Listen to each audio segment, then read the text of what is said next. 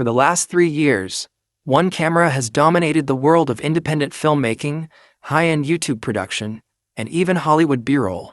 It's the camera that bridged the gap between a mirrorless body and a professional cinema rig. I'm talking, of course, about the Sony FX3. It was a game changer. It was the Netflix-approved beast that fit in the palm of your hand. But as we move into 2026, the industry is changing.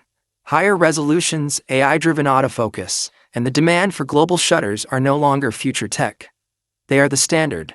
And Sony has been listening. If you are a cinematographer, a content creator, or a production house owner in the US, and you've been looking at the Burano or the Venice 2 with envy, but your budget just isn't there, stop. If you were about to buy a used FX3 to save some cash, I am telling you right now, wait. Because the leaks coming out of Sony's manufacturing plants in 2026 are not just about a minor update. We are talking about the Sony FX3 Mark II. The camera that is about to make every other mid-range cinema camera look like a toy. We have the sensor specs, the thermal management breakthroughs, and the internal software leaks that prove Sony is about to cannibalize its own high-end line just to stay on top. By the end of this video, you will see why the FX3 II is the only camera that matters for the next 5 years of your career. Let's start with the heart of the beast, the sensor. The original FX3 was a low-light king with its 12-megapixel sensor. It was beautiful, but in 2026, 12 megapixels feels tight, especially when you need to crop in for social media or stabilize a shot in post. The FX3 II is rumored to feature a brand new 15.2 megapixel stacked CMOS sensor. This isn't just about resolution, it's about the global shutter architecture. For years, the global shutter was a luxury reserved for the $25,000 Sony Burano or the A9 series. But for 2026, the leaks suggest Sony has found a way to bring a high-speed electronic global shutter to the FX line.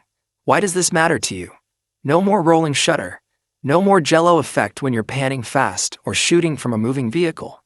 It means every frame is captured at the exact same instant, giving your footage that true high-end cinematic motion that was previously impossible at this price point.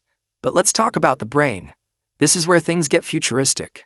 The FX3 II is confirmed to house the dual Bionz XR2 processor with a dedicated AI processing unit. We aren't just talking about better face tracking. We're talking about subject predictive modeling.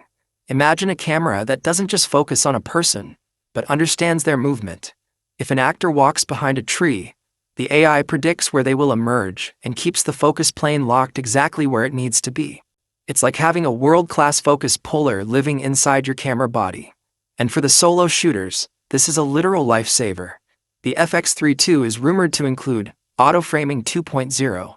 This uses the extra resolution of the 15MP sensor to digitally pan and tilt, keeping you in the center of the frame, even if you're moving around a large studio.